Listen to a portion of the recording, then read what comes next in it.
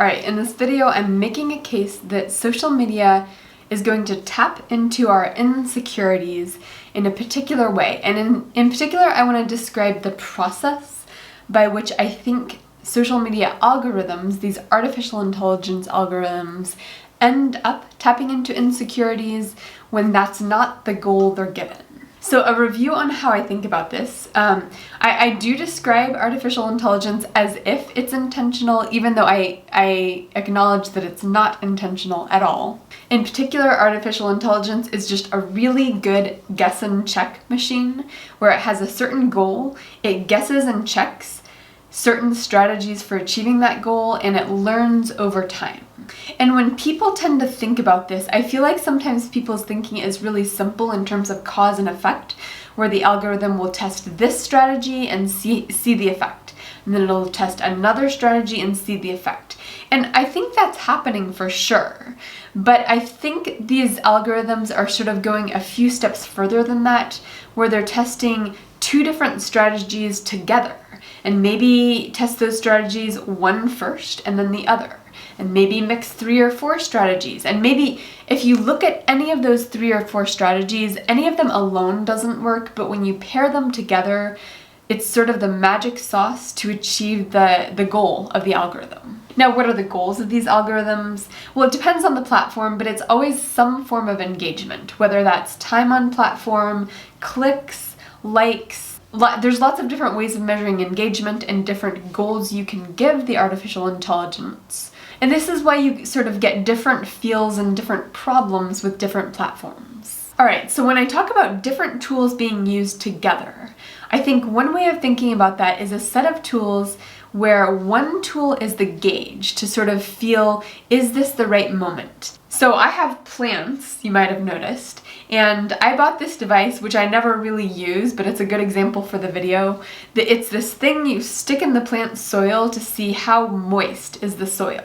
And I'm honestly not convinced that mine works, but I can imagine that as a tool where you stick it in the soil and it tells you, does this need watering or not?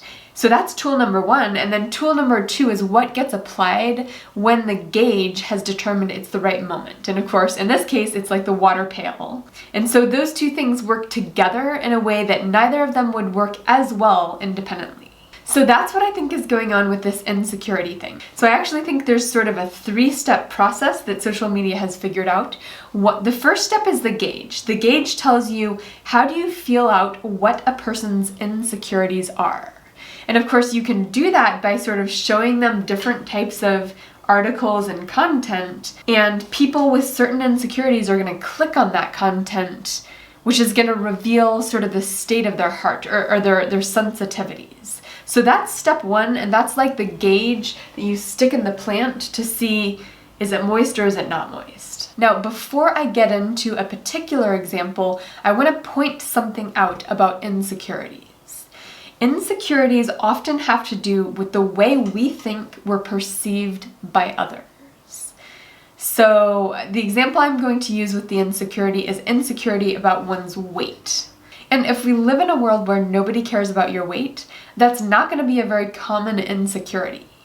But in a world where some people do judge based on weight and other people judge based on income, other people judge based on all these different factors, our insecurities tend to be about how we perceive others, to be thinking about us. So the ironic thing about that is that social media, that's exactly what it does. It gives us a perception of the way other people around us are judging us. So it kind of gives us a window into people's brains. And the problem is that window is not a window of reality, it's a window of the most useful thing for us to be thinking about what other people are thinking. Wow, this sounds really complicated when I say it like this, but it's not. So let me give a specific example, and I think that'll clear things up. The example I'm going to use is weight. Someone who's insecure about their weight. And of course, the computers can figure this out by showing them articles and realizing, oh, they're really quick to click on things that say 3 easy ways to lose weight, or whatnot. So the first thing is the gauge. Now, if you can figure out people's insecurities, you can figure out what kinds of things will make them feel a sense of threat. And if you want someone to click, the emotion that's going to be associated with a fast click the most is a sense of threat. So what would a sense of threat look like for someone who is insecure about their weight? Well, a threat might be something that says, everybody is judging you based on your weight, or there will be horrible consequences for you based on your weight. So articles like nurse loses her insurance because of her weight, or prom queen loses her crown because she's deemed overweight. Those are going to make it feel like the whole world is judging you based on your weight. And if a person feels that way, then they might also enjoy being on the platform and respond well to content that gives them hope or is sort of soothing to that insecurity. And a lot of this content could be good content. It could be like content that says, no, people really aren't judging you based on your weight. Or it could be, in 3 easy steps, you can lose weight quickly. Both of those would be sort of the soothing content. And that would keep people on the platform. So you can threaten them or you can soothe them. And both of those are going to be techniques for engagement for someone whose insecurities have to do with their weight. Now, the problem here is that their insecurities end up being super useful in terms of getting what the algorithms want out of social media. They want people to stay on the platform, they want people to click on links, and they want to get a response out of people, and insecurities happen to be useful.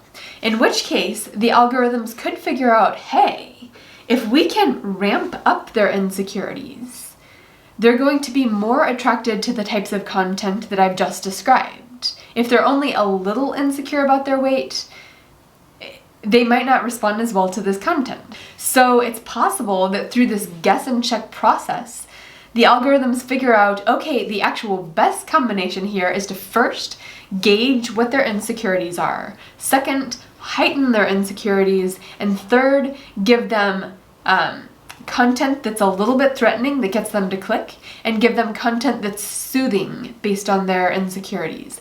And that pathway might be the optimal pathway for the algorithm to achieve its goal. Now, how do you ramp up someone's insecurity about their weight? I mean, that's totally easy. I almost don't even need to explain that. I mean, obviously, you show them lots of pictures of people who are thin, but I think even more than the pictures of people who are thin, you make the person think that other people are constantly judging their weight, right? If you believe the whole world's always judging you based on your weight, that insecurity is going to go way up. And how can you make someone feel like the whole world is judging you based on your weight? Well, you connect them with other people that think a lot about their weight and other people's weight.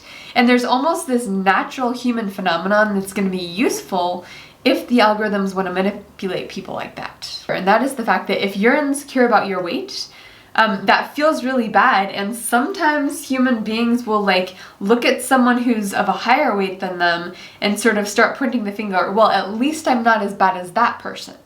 And of course that behavior, you trying to soothe your own insecurity by sort of pointing the finger at someone who's worse in that category, that's going to exacerbate that person's insecurity, which could be useful to the platform. So getting these people together who are all insecure about their weight could actually be an optimal strategy. That example is actually really sad, but there's a ton of examples. Like, what can people be insecure about? People are often insecure about things they should not be insecure about, because if they start to worry a little bit that people might be judging them based on something, that can be heightened. So what are people insecure about? Anything. The size of your friend group, your marital status, your educational status, your race, your parenting style, your physical appearance in other ways, like your makeup, how much you can bench press, sexual orientation, the number of likes you have from people on social media, whether people think you're intelligent or not. There are so many things that people can be insecure about, and so many of those things they should not be insecure about. But social media creates our mental space, and it creates the space that we perceive to be inside other people's heads. And that's one of the reasons I'm really worried about social media and mental health. the tools of artificial intelligence, we haven't yet gotten a handle on what they can do and what they even are doing with the goals we give them. And I think insecurities are one of the most powerful forces in the human heart and should not be taken advantage of for profit motives at all. So just to summarize, I think what's going on is that social media algorithms have figured out how to figure out what our insecurities are, how to ramp up those insecurities, and how to provide us with content that both soothes the insecurities and also provides a little bit of threat to get us engaged around those insecurities. So this video feels a little bit too depressing to end right here, so maybe I will add something hopeful in this realm. I do actually believe that we can get a handle on social media and create a version of social media that actually enhances human relationships and decreases insecurities. I think that's absolutely possible with the algorithms. We just need to be a lot more intentional about it and a lot more careful about the tasks we set our algorithms onto. So in the long run, I think this problem will be solved. As a matter of fact, I think social media could increase mental health in the long run once we figure all this stuff out. It's not figured out at all right now. I don't even think we have the knowledge base out there right now to make social media improve mental health. I just think it's possible. And this is why I'm spending so much time thinking about blockchain and thinking about ways that we could govern social media in a healthier way, because that's based on a hope that it doesn't have to be like this. It is like this. So I'm also going to have some depressing videos that explain, but in the long run, I do have hope.